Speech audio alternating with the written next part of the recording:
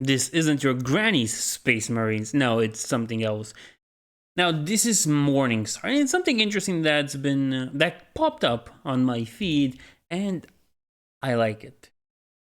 Technically, I like it because I seen the thumbnail. I have no idea what's inside of it. So why not just do this lowest form of content as well, reaction videos? Those always catch on, don't they? So let's see. The Thousand Empires of the Hegemon are the apex of their power. Humanity claims all in the name of economic progress and material exploitation. Do you know what that means? Pure capitalism, the loveliest free market ideology out there. Let's exploit everything, let's make money out of everything. I like it. I like it already. I'm with the hegemon and the empires.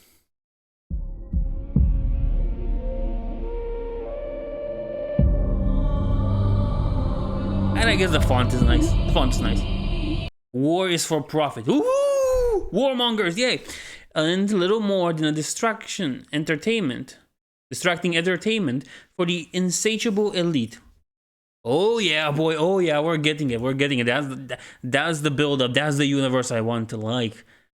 War is fun. War is for profit. Let's go. Woohoo! Eternal war. Just like in 40k. They now send their mercenary army, the Barakan, to stop the Shigue diaspora, who are seeking refugee from a cosmic disaster. Is it Tyranids? Is it Tyranids or Zergs or some bug-like giant creature that just comes and eats everything? Possibly. But still, pretty cool. Okay, I'm into it right now. I'm into it. War for profit, eternal war, money to be made. And, well, other things that I can't say on YouTube, but it's good, it's good.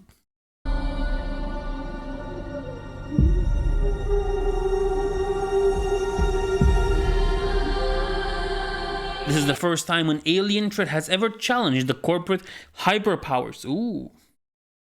So this is humanity's first interaction with the alien. Contact point, you know, it's the experience zero or whatever it's called when you first meet an alien. Good. That means it's gonna be awesome. But that also means this might just be the beginning of Starship Troopers, where they have no idea what the bugs are and how to defeat them. Huh.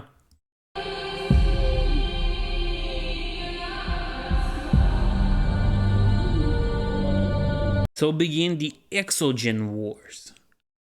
Now, I'm gonna be honest, I'm not that sold on the name. Exogen Wars. Not that fond of it overall. But you know what? Maybe it will grow on me, okay? Warhammer 40,000 didn't grow on me in the beginning. I just found this strange until I realized, like, the 40k millennia, so you know. But still, so there is time for it to grow on me.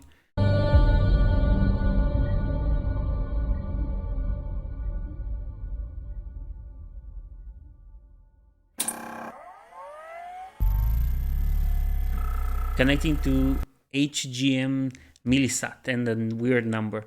Okay. I like this font. I really like this old-timey thing where it threatens you. Oh, it's gonna be a nuclear attack. Of course. Connection established. It says loading feed, but here's the thing. If it's like my Twitter feed, I don't want it to load. Just stop it. Just stop. No more. Please don't load. Stop it. Please stop loading. No, why are you still loading? I was reading that Twitter. Why are you jumping? No, I can't find it again.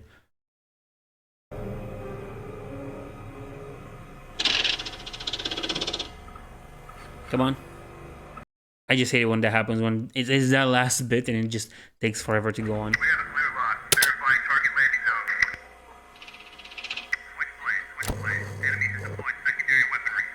We get a bunch of static, so the communication might be just as good as in 40k. It's always in problems and in shambles thanks to the weird connection of the warp.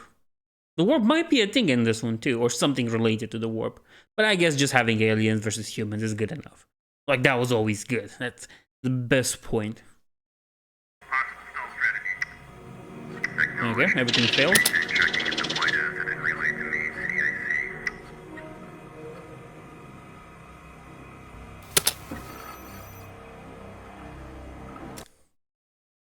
Gotta be honest, a minute and 26 seconds, and there's only been weird data that means really nothing at this point. Ooh, hopefully it gets better.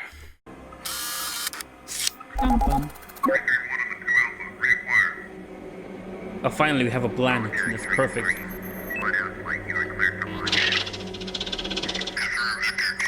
Oh, and I guess these are supposed to be ships. This one looks like a... Nope.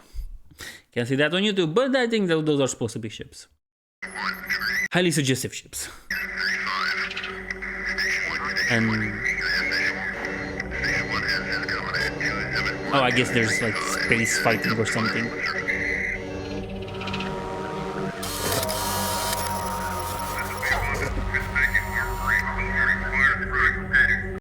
And what this reminds me very much, this whole pic feed that we're looking at, it reminds me of those images for, what was it called, the Badab War, because those also happen in this weird pic-like thing, but when Games Workshop did that one, they used actual miniatures for that, and I think it was like one of the best things they've ever done for the art of the Badab War. They should do more of that, in fact. But yeah, it reminds me of that, and you know what, I'm kind of fond of it, I like it. Find it cool. No?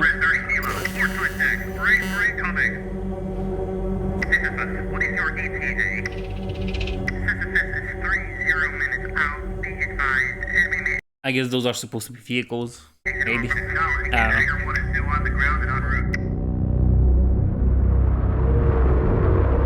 know. Oh, they look awesome. Now, I really like the way they look, the style of it. Just feels a little bit uncanny, unreal like that. Because I really hate when they go full realism, has to look like a real vehicle, and we have to put so much CGI into it that your eyes hurt. I like it. It feels a little bit out of there, you know? And I think that's perfect. That's perfect for sci-fi settings. Sci-fi settings should always be a little out of there, you know?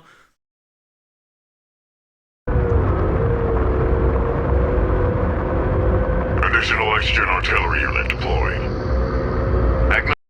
That looks like a bug. Or maybe they have a weird way of like grounding the spaceships or whatever that is supposed to be. But it looked like it had legs like a spider. Oh, no. I skipped. I wanted to press play and I skipped. Anyway. Knowledge, turning to engage. Good hunting.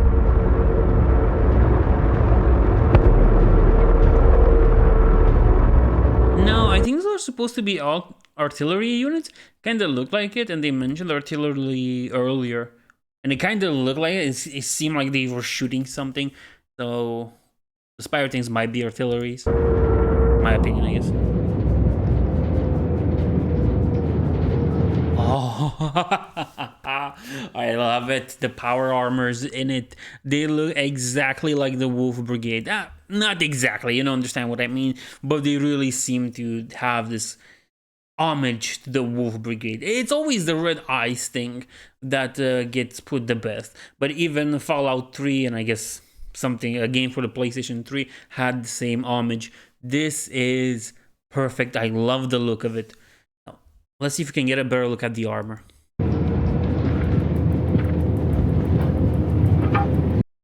You know what this reminds me? I look at their armor, it's not Space Marine in style, but it seems to be inspired by Space Marines.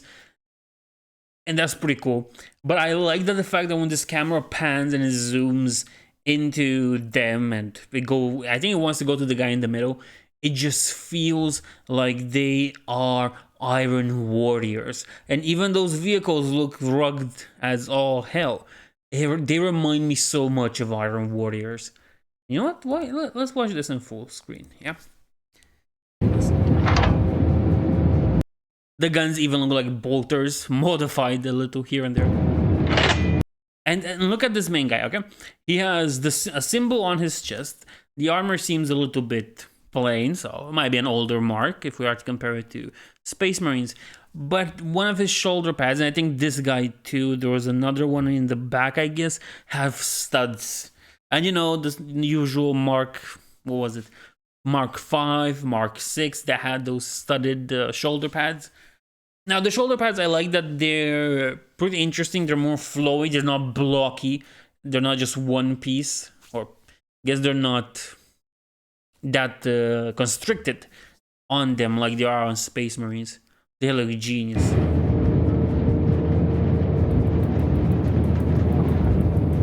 The guy even has stuff written on his face, like a word bearer. And you have a star with, what's that? 6 with 6. Now, I know that's supposed to be a cardinal star. That's supposed to be a cardinal star. But you have 3 up and 3 down, which is 6, and you have 1 to the side of each. That's an 8-pointed star. You know, I mean, a pretty interesting. You know what? I like my remark about them looking like Iron Warriors, and the comment about word bearers. That's more because look at the star.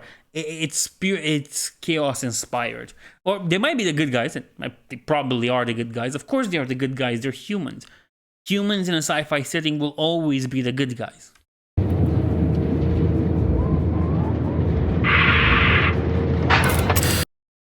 This guy is getting his steams on. Is that supposed to be like a bull or something? An ant bull or something? But God, do they look amazing. It's just genius. I love the way they look. Come on, puff pass. They even have backpacks, and those backpacks are clearly Mark III inspired. I look at them and I can't see anything else. It's simply Mark III in their design. I told you, puff pass. Of course they're being hit. Passing through insurgent defense lines. Need to counter. One thing I really want to give this whole series, this whole 5-minute thing, is that it's way better looking than the Ultramarines movie. Like, I like the Ultramarines movie. I really liked it. But this one looks 10 times as good. It looks 10 times better even. It's amazing. I really like this. And they even have some, I guess, fleshy, weaky bits between the armors here. The forearm and... I forgot what this is called. You up. Okay.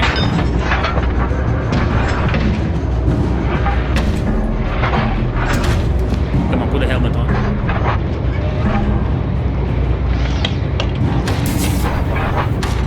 Oh, that looks amazing. That looks amazing. The Iron Warrior comparisons are hitting home for me. I love the way they look. His helmet even has studs. Perfect. And the fact that it's black is a little bit of a throwaway to Black Templars because their armor is black. That's just a stupid observation. But it's really interesting when you look at it because I find this sort of interesting the way it's made and what's imprinted here, because this is like a triangle. And there's something written here. I couldn't really catch what's on his face. Let's see if I can go back. Can we get... Yeah, here. Fence lines. Need to counter.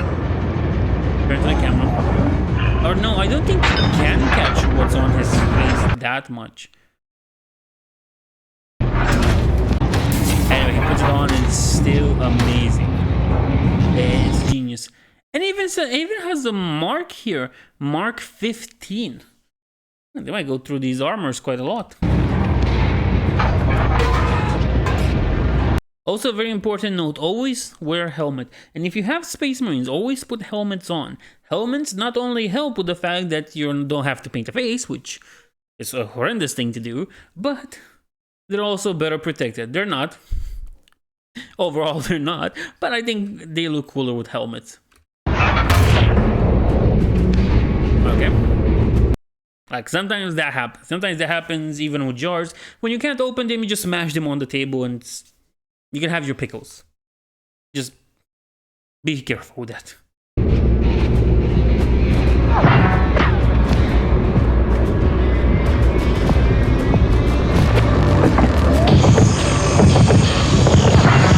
The barrel instantly turned red from all the heat. I love it. He seems to be shooting more at the hip like he would in Rambo than using the whole scope he has. You know, I'm not gonna complain about that. It looks awesome. We have a clear on the target. Better get back in. And do they get him?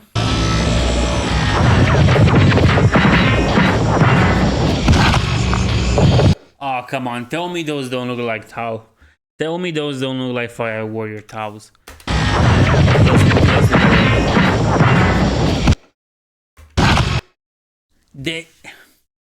This is so heavily inspired by Warhammer.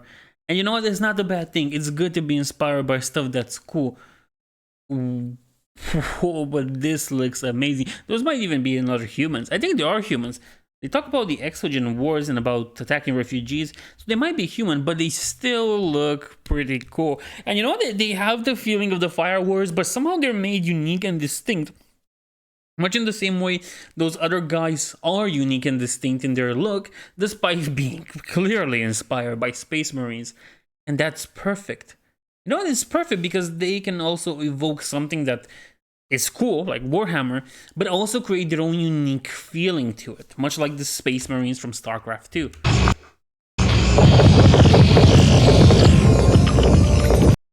Pale Tempest.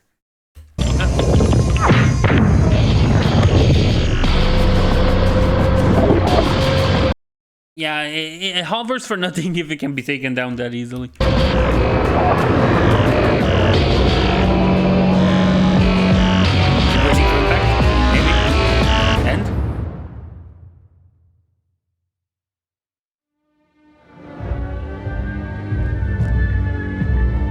Maybe there's still time left. Morningstar.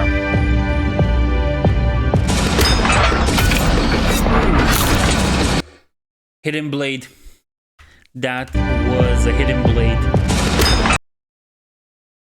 Yep, it was a Hidden Blade. Amazing. Amazing. Ah, that was so cool. They put another cool thing in there. This guy's happy for some reason.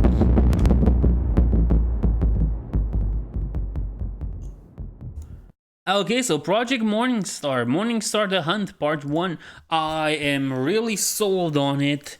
I really like it. There's something unique to it that I really enjoy. It's the Warhammer 40k feel, but without it being really 40k. And it's still seeming to have its own distinct, unique flavor and aspect. It's still unique, and that's amazing. What's even better is that we saw that our Space Marines, or our Marines, I guess, okay to call them Marines, have this, what's it called? Have a hidden blade. Now, if he has a hidden blade, I'm all sold on it. Just send it to somewhere you can make a bunch of money. It's perfect. And you know what? I recommend this. I recommend that you watch this by yourself and you keep up with it. Because it is... it's quite something. And you know what? I'll subscribe to it after this is done. Nevertheless, I hope you enjoy this. I'll see you in the next one.